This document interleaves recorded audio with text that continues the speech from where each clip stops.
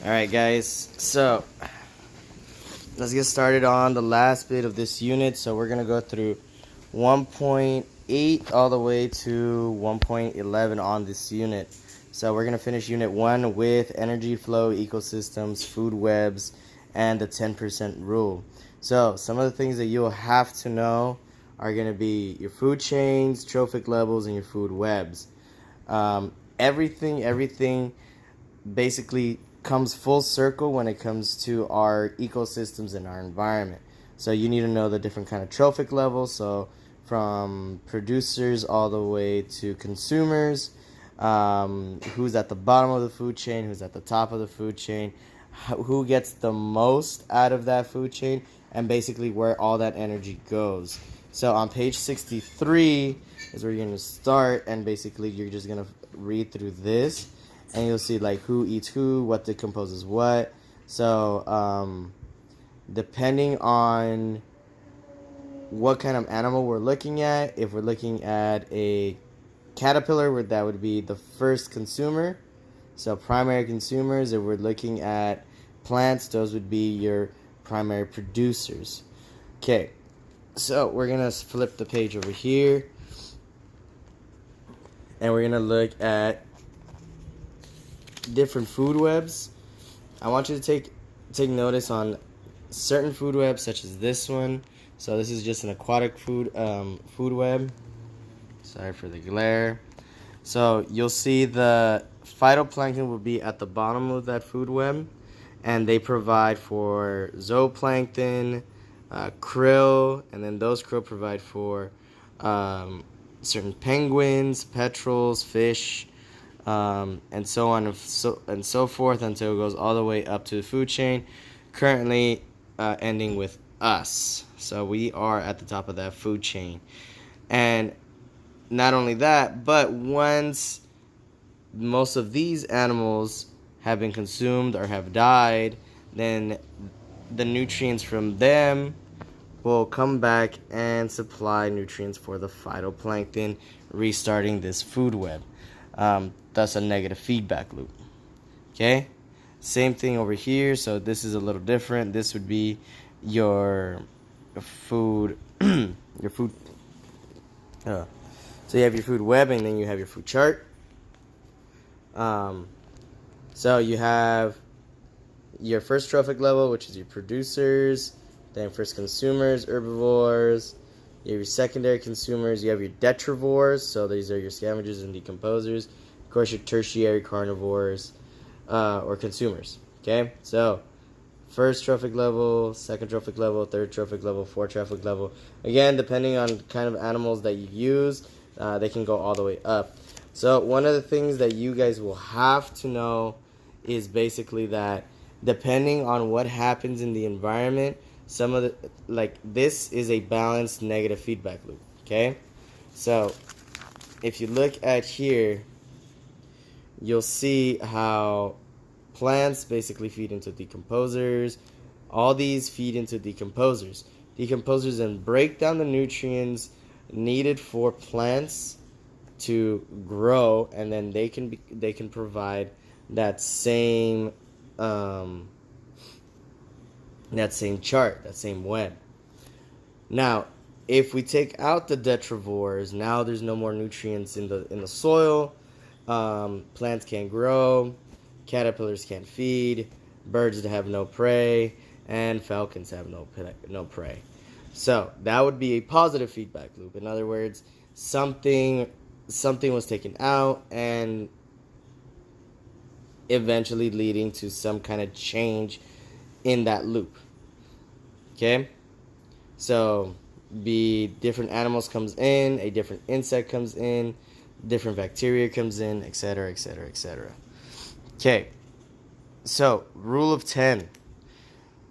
We're gonna talk about biomagnification later on in the class, but just know this for now. So the rule of 10 is that we get 10% of the energy from every level.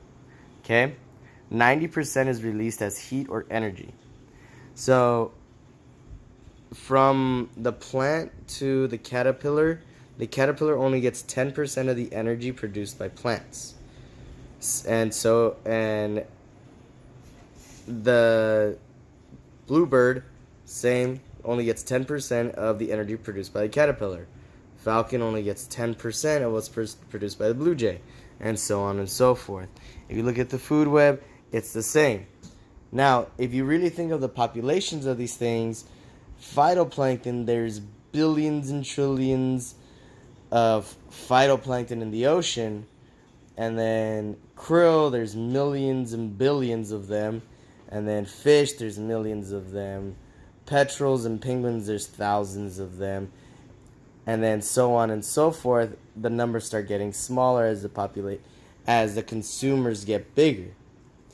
So this plays into that negative feedback loop again. So if the phytoplankton only gives the krill 10%, and the krill only give the penguins 10%, so on and so forth, eventually this will all come for full circle when most of these die and provide those nutrients needed for the phytoplankton to then survive in the future and reproduce. Okay, so there's it's the gross primary production, or the pyramid of energy flow, is what you're gonna get. So primary production is what you're looking at here. Okay, so look at page 64, look at page 65, and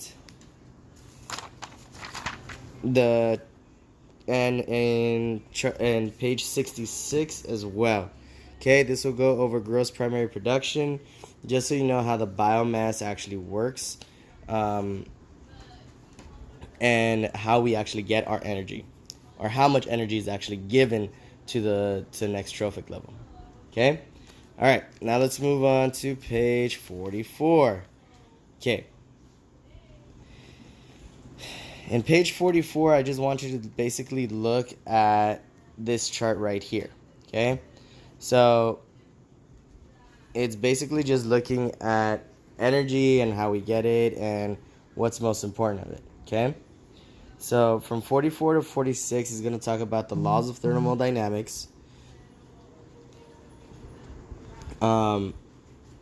If you do not know what they are, so the first law is energy cannot be created nor destroyed. It can only be transferred. The energy quality always decreases. So the common state of energy is chaos, is another way to say it. And the third one is, they don't have it here. So these are the two rules we cannot break. But the third one is that the only way to avoid chaos is to put energy into the chaotic energy. But I just want you guys to basically look at this, how energy is transferred to certain things. It can be chemical energy, so such as photosynthesis, or food, or mechanical energy, such as moving around, and we release that heat. Okay, remember, energy will always be seen as heat. Okay, all right, and the last page we're gonna look at, we're basically just moving backwards, guys. It's gonna be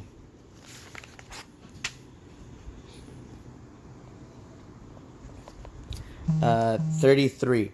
The only thing that I really want you to know is this. Oh, right here. So positive feedback loops and negative feedback loops, just so you have an idea of what it is. So again, positive feedback loops is it causes the system to change further in the same direction. And then negative feedback loop, it causes the system to change in the opposite direction. So just read those. You need to know what a positive and negative feedback loop is. Okay? That's it. Alright, guys. So this will probably be the shortest video I've done for 4 different lessons. Make sure that you guys look up different food webs and certain impacts that have actually destroyed food webs and created a positive or negative feedback loop. Okay? I'll be asking these questions on Skies Learn, and it'll probably come up on an FRQ. Okay? Alright. Have a good night, everyone.